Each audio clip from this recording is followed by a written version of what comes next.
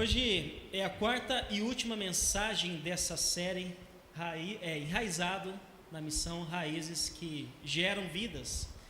E a gente falou na nossa primeira mensagem que uma vida que teve um encontro com Jesus, que recebeu a Jesus como Senhor e Salvador, que Jesus veio morar então nessa vida e transformou essa vida, onde as coisas velhas ficaram no passado, e agora uma nova vida em Cristo Jesus, onde agora você então está capacitado para cumprir aquilo que Atos 1:8 vai dizer de sermos testemunhas dele, aonde nós estivermos, de ser testemunha, de pregar a Jesus onde nós estivermos. Falamos também que uma pessoa enraizada na missão, ela ouve a voz do Espírito Santo. E como é importante a gente ouvir a voz do Espírito Santo, de falar conosco. E você tem ouvido a voz do Espírito Santo? Ele falar com você? Porque é muito importante quando você está falando sobre Jesus, e você está sendo guiado para falar especificamente para essa pessoa do Evangelho, você ouvir a voz do Senhor. E a gente viu na vida de Felipe que ele estava lá em Samaria falando sobre Jesus, e muitas pessoas foram salvos. Depois ele saiu dali, foi lá falar com o eunuco lá da Etiópia, e aquele eunuco foi salvo e levou a palavra do Senhor na Etiópia, e depois ele já estava em outros lugares pregando a palavra do Senhor.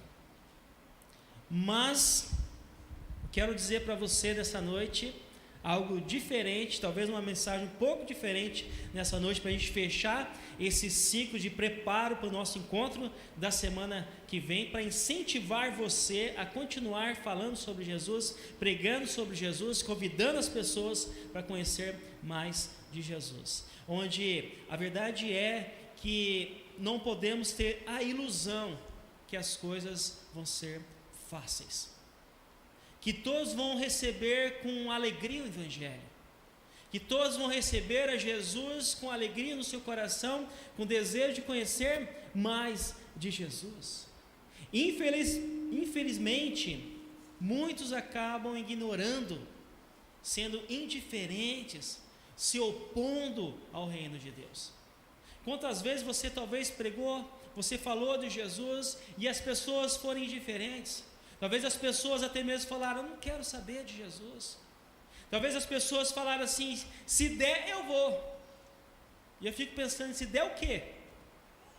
Se o dia você acordar e está tudo bonito, ensolarado, você está feliz, está contente, e aí você fala: hoje eu vou na igreja, hoje eu vou buscar Jesus, hoje eu vou ser crente, hoje eu vou entregar minha vida para Jesus, porque deu tudo certo. Talvez essa ideia, na verdade essa palavra, essa frase faz a gente ficar desanimado de continuar falando sobre Jesus. E é por isso que eu quero falar nessa noite sobre os desafios ao cumprir a missão. Os desafios a cumprir a missão. Porque são grandes desafios de levar o Evangelho, de falar de Jesus. E eu quero ler um texto com você, ler um texto de Atos capítulo 4, estamos lendo alguns textos de Atos, e hoje é o capítulo 4, do versículo 1 ao versículo 22. Vou lendo aqui, você quiser abrir na sua Bíblia aí, você vai acompanhando lá, e eu vou lendo aqui para a gente ir ganhando tempo. Diz assim: enquanto Pedro e João falavam ao povo, chegaram os sacerdotes, o capitão da guarda do templo e os saduceus. Eles estavam muito perturbados porque os apóstolos estavam ensinando o povo e proclamando em Jesus a ressurreição dos mortos. Agarraram Pedro e João e, como já estava anoitecendo, os colocaram na prisão até o dia seguinte. Mas muitos dos que tinham ouvido a mensagem creram, chegando o número dos homens que creram perto de quanto? 5.000, imagina. No dia seguinte, as autoridades, os líderes religiosos e os mestres da lei reuniram-se em Jerusalém. Estavam ali Anás, o sumo sacerdote, bem como Caifás, João Alexandre e todos que eram da família do sumo sacerdote. Mandaram trazer Pedro e João diante deles e começaram a interrogá-los. Com que poder ou em nome de quem vocês fizeram isso? Então Pedro, cheio do Espírito Santo, disse-lhes: autoridades e líderes do povo, visto que hoje somos chamados para prestar contas de um ato de bondade em favor de um aleijado, sendo interrogados acerca de como ele foi curado, saibam os senhores e todo o povo de Israel que por meio do nome de Jesus Cristo, o Nazareno, a quem os senhores crucificaram, mas a quem Deus ressuscitou dos mortos, este homem está aí curando diante dos senhores. Está curado, melhor dizendo, diante dos senhores. Este Jesus é a pedra que vocês, construtores, rejeitaram e que se tornou a pedra angular. Não há salvação em nenhum outro, pois debaixo do céu não há nenhum outro nome dado aos homens pelo qual devamos ser salvos. Vendo a coragem de Pedro e de João, e percebendo que eram homens comuns e sem instrução, ficaram admirados e reconheceram que eles haviam estado com Jesus. E como podia ver ali com eles o homem que fora curado, nada podia dizer contra eles. Assim, ordenaram que se retirassem do sinédrio e começaram a discutir, perguntando: que faremos com esses homens? Todos os que moram em Jerusalém sabem que eles realizaram um milagre notório que não podemos negar. Todavia, para impedir que isso se espalhe ainda mais entre o povo, precisamos adverti-los de que não fale mais com ninguém sobre esse nome. Então, chamando-os novamente, ordenaram-lhes que não falasse nem ensinasse em nome de Jesus. Mas Pedro e João responderam: o que responderam aí? Julgue os senhores mesmos, seja justo aos olhos de Deus, obedecer aos senhores e não a quem? A Deus. Pois não podemos deixar de falar do quê? Do que vimos e ouvimos. Depois de mais ameaças, eles deixaram ir. Não tinha como castigá-los, porque todo o povo estava louvando a Deus pelo que acontecera. Pois o homem que fora curado milagrosamente tinha mais de 40 anos de idade. Essa história, ela começa então no capítulo 3, ali o contexto dessa história, onde Pedro e João, os apóstolos, eles vão então no templo para orar, por volta de 3 horas da tarde, onde os judeus tinham os horários, para ir no templo para orar, e eles estão indo ao templo orar.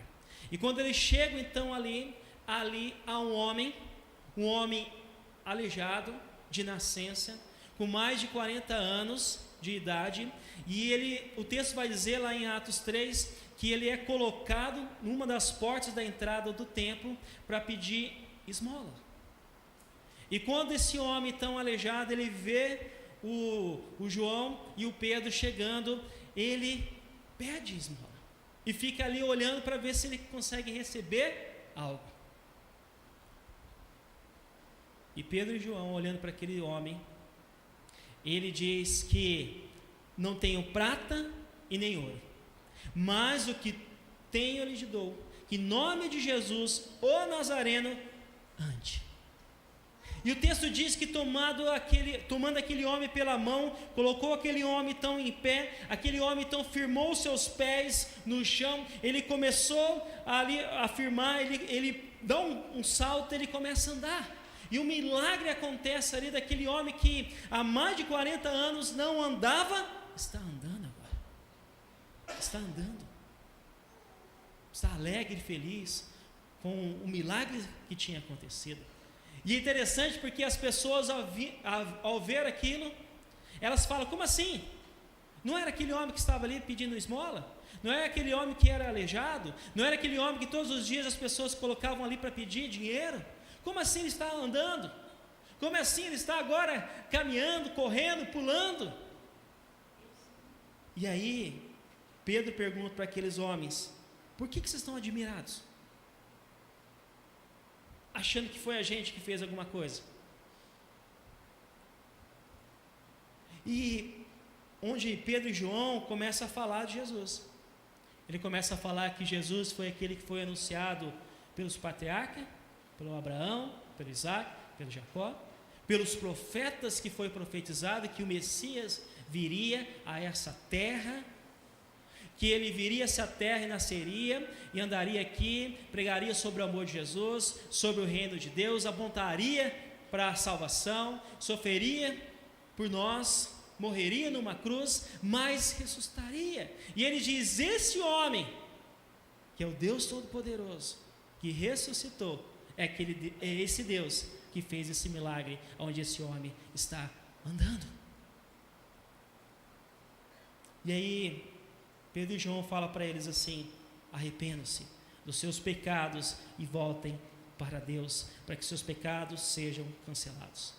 Da mesma forma que João Batista, antes ali de Jesus, ele estava anunciando um deserto, para que eles pudessem se arrepender dos seus pecados, pedir perdão diante do Senhor, para que os pecados fossem perdoados. Da mesma forma, depois que Jesus também começou a pregar, ele falando sobre pedir perdão pelos seus pecados, da vida pecaminosa, se arrepender dos seus pecados, para ter uma nova vida com Deus, e agora sim seriam perdoados, para ter a vida eterna. Pedro e João também estavam fazendo isso, pregando sobre a salvação, sobre o reino de Deus, sobre uma vida totalmente transformada. E foi quando eles estavam dizendo sobre isso, como Deus planejou a vinda de Jesus através do Antigo Testamento, como os profetas profetizaram, e agora Jesus veio no Novo Testamento para mostrar o reino de Deus. Chegam os líderes religiosos para confrontar, para se opor aos ensinos de Jesus e tudo aquilo que Pedro e João, melhor dizendo, estavam dizendo. E é sobre isso que eu desejo falar com você nessa noite, sobre os desafios de cumprir a missão. Então, o primeiro desafio que quero deixar para você, ao cumprir a missão, é saber lidar com pessoas mal intencionadas.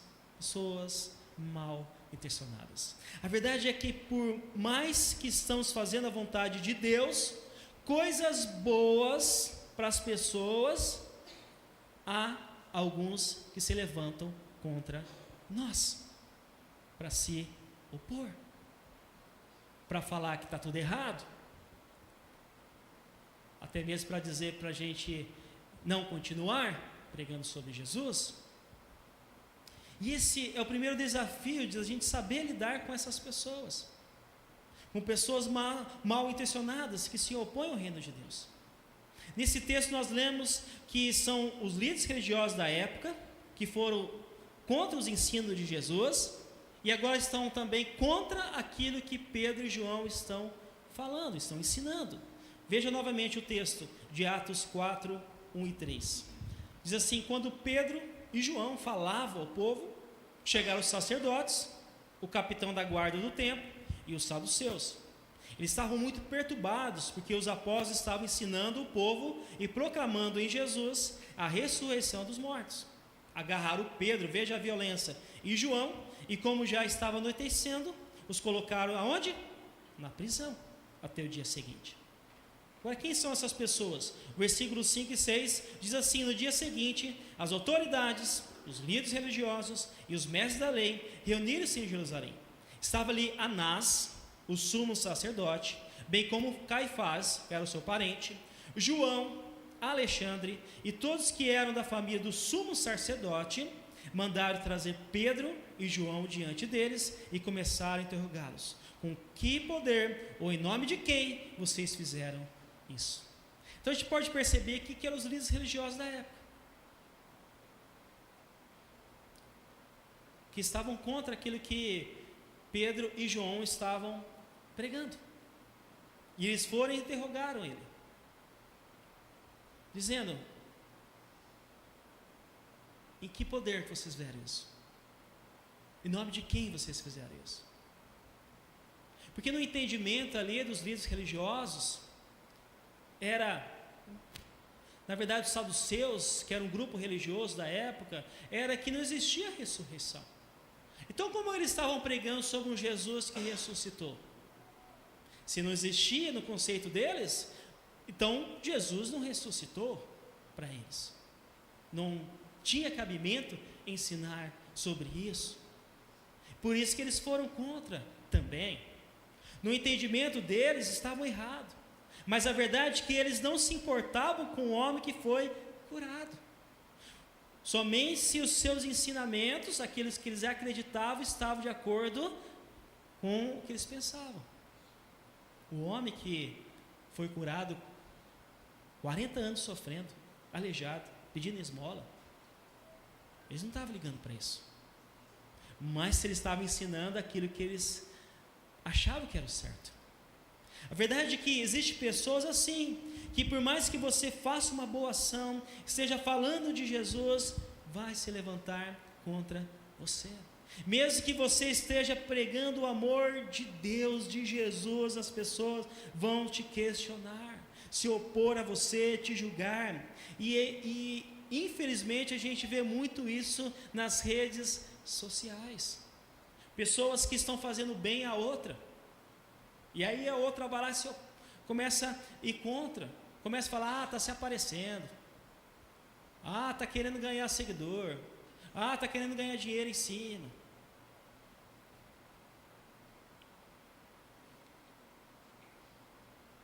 Mesmo que você esteja pregando o reino de Deus, falando sobre o amor de Deus, vai ter pessoas que vão se opor. Vão ter pessoas que vão falar que não é bem assim.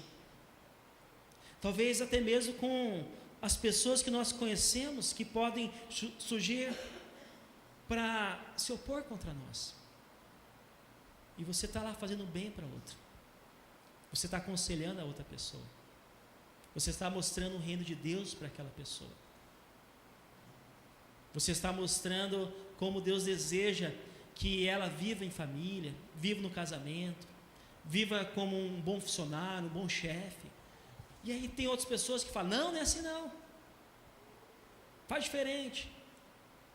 Vai contra os ensinamentos de Jesus. Veja que os líderes religiosos se opuseram por inveja. Não era que eles estavam ali se importando com aquele homem, mas era por inveja. Não é a gente que está fazendo, não foi a gente que curou, não foi a gente que falou e a pessoa foi curada. Eles foram contra por acreditar em suas verdades. Não é verdade do Evangelho, não é verdade de Deus, mas a sua própria verdade. E ontem eu estava lendo um texto de Marcos 3, do 1 ao 6, e o texto diz que Jesus está numa das sinagogas, ali no templo, e também está ali um homem com uma mão atrofiada. E os líderes religiosos da época ali estão olhando para Jesus, para ver se Jesus vai fazer alguma coisa, para que eles pudessem falar, está vendo? Ele fez alguma coisa errada. Está vendo? Olha lá. Para condenar Jesus. E Jesus sabia disso. E é interessante porque Jesus chega e chama o homem e pergunta para todos que estão lá e fala assim, o que é certo fazer no sábado? O bem ou o mal? E todo mundo fica em silêncio. Todo mundo não fala nada, nem que sim e nem que não. E Jesus, o texto vai dizer que Jesus ele fica irado. Você já pensou? Jesus irado? O texto vai dizer que ele fica profundamente entristecido, porque ninguém fala nada, ninguém fala assim, nem o certo nem o errado. Na verdade, o que Jesus esperava é que eles falassem o bem, vão fazer o bem. E Jesus então pega aquele homem e diz para ele, você está curado. E sabe o que os líderes religiosos fizeram? Eles foram lá com seus inimigos para tramar a morte de Jesus. Ninguém aplaudiu pelo bem que Jesus fez, porque era contra os ensinamentos, ou aquilo que eles acreditavam que estava certo. Essa é a verdade. E infelizmente estamos vivendo nesse tempo. O tempo que, se meu inimigo que fez, eu não acredito. Você já viu aqueles vídeos na internet que a pessoa está entrevistando outra e ela conversa, e ela vai falando, ó, você viu o fulano lá, que ajudou um monte de pessoas, que fez algo bom para um monte de pessoas, e a pessoa fala, vi sim, que bom a ação que ele fez. E aí ele fala assim, ó, e se eu dissesse que não foi o fulano, foi o outro, contrário, do outro partido? Aí a pessoa fala, não acredito, é mentira. E acontece dos dois lados. Mas a ideia é assim, se o outro que é o meu inimigo fez o bem, eu não acredito, não está certo. A gente se opõe ao ponto de falar, não. A gente está vivendo um tempo que, infelizmente, a gente não é mais tolerante, mas intolerante com tudo. Não reconhecemos a bondade nos olhos ou nas ações das outras pessoas. Não tem um amor pelos outros.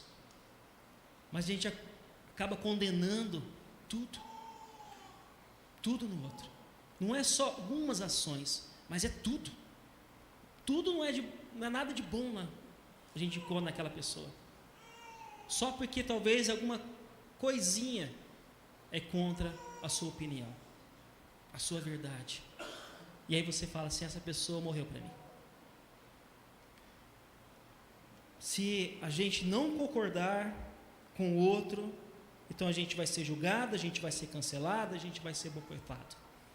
Onde fica até mesmo difícil a gente pregar o evangelho, porque alguém vai talvez se opor ou desistir.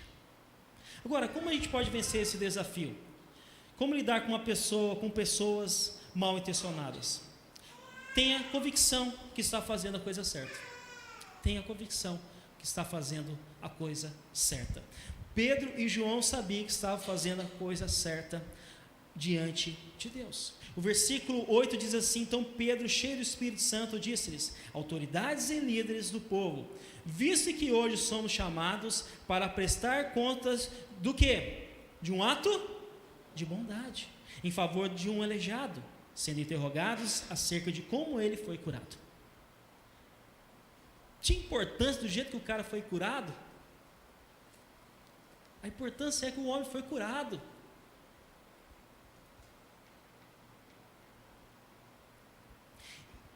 Como assim? Fizeram bem para aquele homem com mais de 40 anos, aleijado, e ele estava sendo julgado. Eles estavam certos diante de Deus e é o que bastava. Porque é importante saber se nós estamos fazendo a coisa certa aos olhos de Deus, e o restante não importa.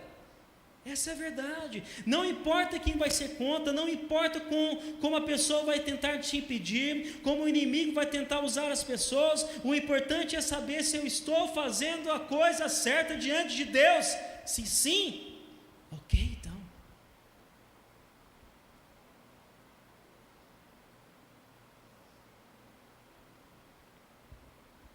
A verdade é se estamos pregando o reino de Deus. Estamos amando as pessoas como Jesus fez. Estamos no caminho correto, no caminho certo. O fato é que as pessoas mal intencionadas vão sempre existir para se opor ao reino de Deus, mas a convicção que estamos fazendo a vontade de Deus deve ser maior. Verdade que vai sempre ter alguém para jogar um balde de água fria as pessoas que a gente está evangelizando, porque não concorda. Talvez vão dizer, essa pessoa aí não muda, não adianta você ficar orando não adianta você ficar convidando para a igreja que ela não vai, já falei, já tentei. Talvez pessoas que vão dizer para você, eu não vou na igreja não, o que Deus fez por mim? Talvez pessoas amarguradas com a vida, chateados com Deus, porque esperava algo de Deus e talvez não aconteceu da maneira dela. Ou tem aquelas que vão dizer que deve continuar na tradição religiosa, firmado. E aqui não é você mudar de igreja, de denominação, mas é você conhecer Jesus pessoalmente. Vão ter aquelas pessoas que vão dizer, não precisa se batizar, não precisa ser tão crente, tão firme assim, que pode continuar a vida de pecado e Deus vai aceitar, que Deus aceita tudo, até uma vida pecaminosa que a pessoa vai estar levando, que está bom assim, continuar vindo na igreja e não ser tão firme em Jesus. E a verdade é que tudo isso é mentira do diabo, que quer colocar no nosso coração, ou até mesmo usar pessoas mal intencionadas para nos tirar do caminho do Senhor, para a gente não conhecer a Deus de todo o coração. É por isso que, se você está fazendo a coisa certa diante de Deus, é o que importa. Continuar anunciando o Cristo que vive e que reina. E é por isso que a gente precisa estar firmes com a convicção em Jesus. E que, por mais que algumas pessoas se oponham, por mais que o inimigo venha a se opor e se levantar para tirar a gente do foco de não continuar pregando a Jesus, a gente precisa continuar fazendo a coisa certa, levar o reino de Deus a todos. Segundo desafio ao cumprir a missão é saber lidar com os riscos. Saber lidar com os riscos. Tudo na vida tem risco.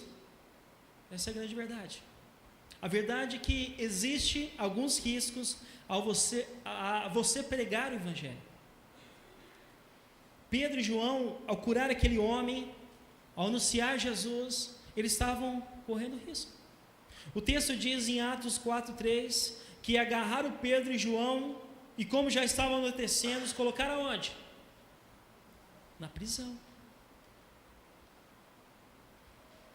É um risco que eles correram a continuar falando sobre Jesus. O versículo 21 diz assim: não tinha como castigá-los, porque todo o povo estava louvando a Deus pelo que acontecera.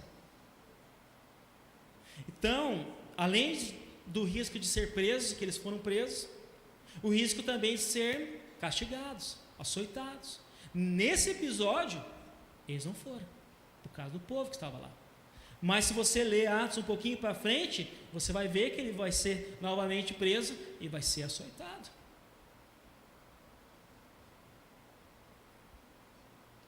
Talvez a gente não apanhe aqui no Brasil, ou açoitado aqui no Brasil, como alguns países são. Talvez os açoites sejam diferentes. Mas ao pregar o Evangelho, temos riscos das pessoas não ouvir, serem indiferentes, das pessoas ouvirem e interpretar errado nossa intenção, das pessoas não aceitar o convite, tanto de vir até Jesus, como também vir ao culto. Quantas vezes eu já escutei as pessoas dizendo: eu já convidei, estou cansado de convidar, as pessoas não vêm.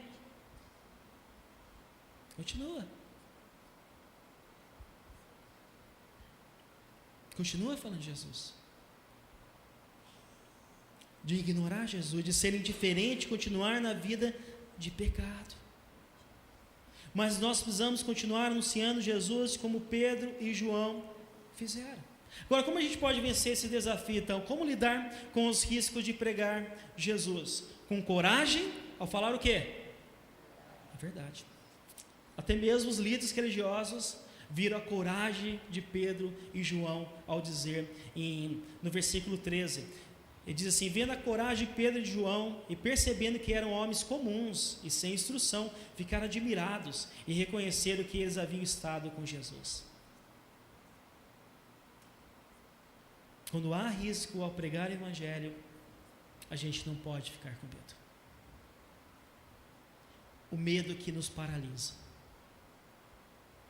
o medo que nos impede de agir, de continuar, mas coragem para enfrentar, para continuar falando daquilo que você tem experimentado de Jesus, daquilo que Jesus tem transformado a sua vida, de você falar para o seu amigo, de falar para a sua amiga, para os seus vizinhos, para os seus parentes. O texto vai dizer que Pedro estava cheio do Espírito Santo, que ele não se acovardou diante das autoridades, mas ele falou, no versículo 10, sábios senhores, e todo o povo de Israel, que por meio do nome de Jesus Cristo, o Nazareno, a quem os senhores crucificaram, e deu de dedo mesmo, mas a quem Deus ressuscitou dos mortos, este homem está aí curado diante dos senhores.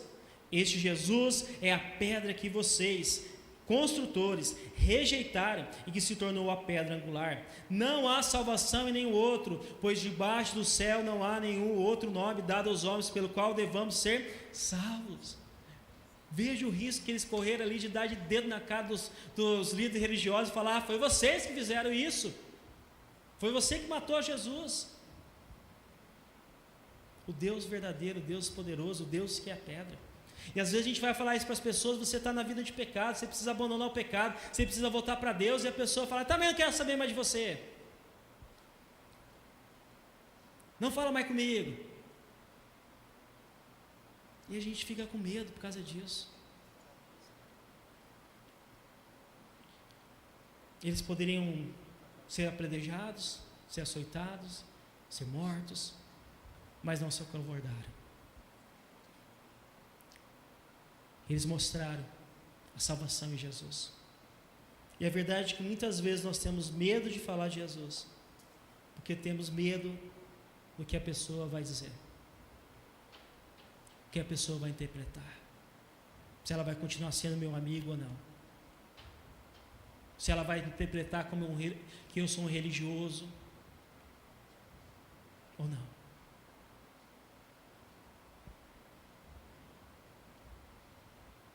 Se eu quero levar ela para a igreja, só para a igreja, para a minha religião. Temos medo, talvez até mesmo de perder o emprego, porque a gente vai falar de Jesus e alguém pode nos expulsar, nos mandar embora, expulsar da escola, porque a gente está falando de Jesus, de sermos presos por testemunhar de Jesus. Mas a pergunta é: será que isso está correto? De a gente se acovardar, em vez de a gente mostrar que nós somos discípulos de Jesus, e a melhor coisa é ser discípulo de Jesus. Terceiro e último desafio a cumprir a missão é saber lidar com as intimidações.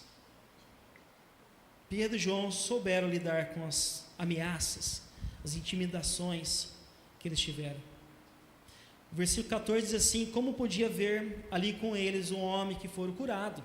Nada podia dizer contra eles. Assim ordenaram que retirasse do sinédrio e começaram a discutir, perguntando: que faremos com este homem? Todos que moram em Jerusalém sabem que eles realizam um milagre notório, que não podemos negar. Veja o 17: todavia, para impedir que isso se espalhe ainda mais entre o povo, precisamos o quê? Adverti-los, falar para eles: fica quieto, não fala mais, de que não fale mais com ninguém sobre esse nome. Então, chamando-os novamente, ordenando-lhes que não falasse nem ensinasse em nome de quem? Jesus.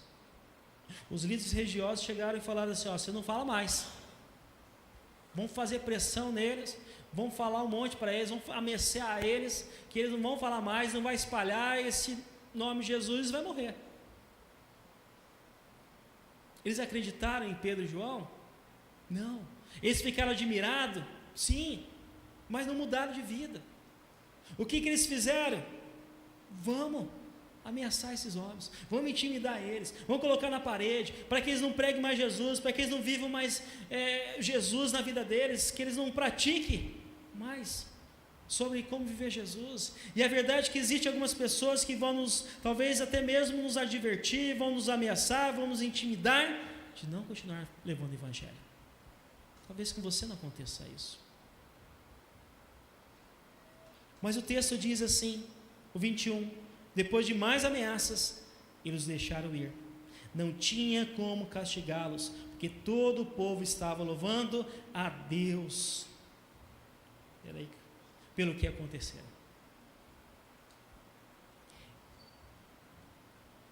E agora, Pedro? E agora, João?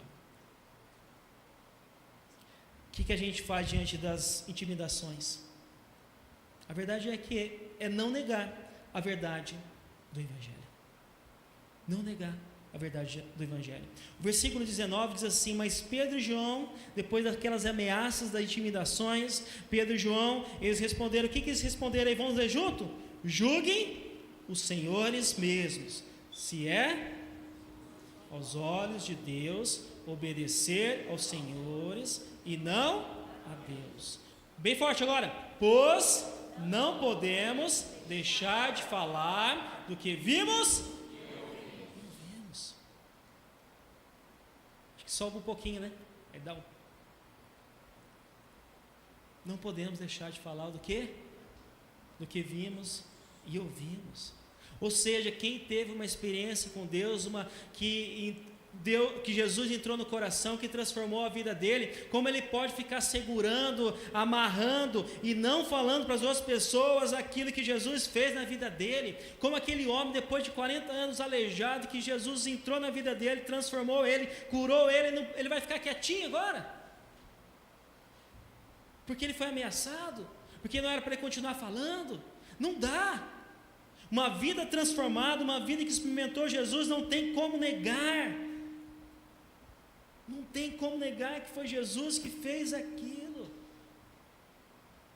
Pode o diabo chegar e tentar negociar com a gente, como ele fez no deserto, para que a gente possa negar Jesus. Pode dizer, cuidado, se você não ceder, vai te prejudicar. Pode dizer assim, assina esse documento que você vai sair bem. Faça tudo que o seu patrão mandar, senão você vai ser mandado embora. Dê propina, senão você perderá o seu negócio. Mas uma vida transformada por Jesus não tem como aceitar isso.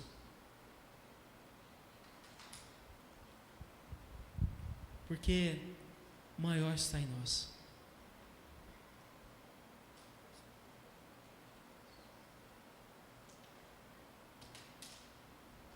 E como a gente disse aqui, não há nada melhor. Mesmo no caso de Pedro e João na cadeia, não tinha.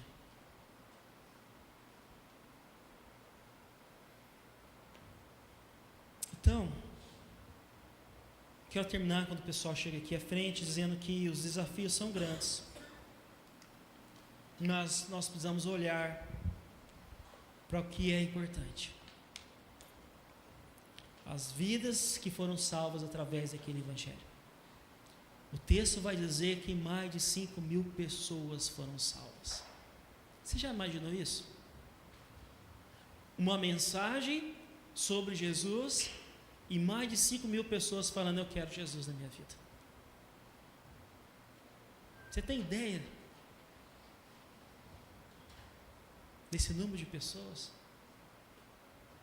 Você acha que a gente já seria a mesma pessoa de ver tantas pessoas se rendendo a Jesus e você falando, vou negar Jesus agora?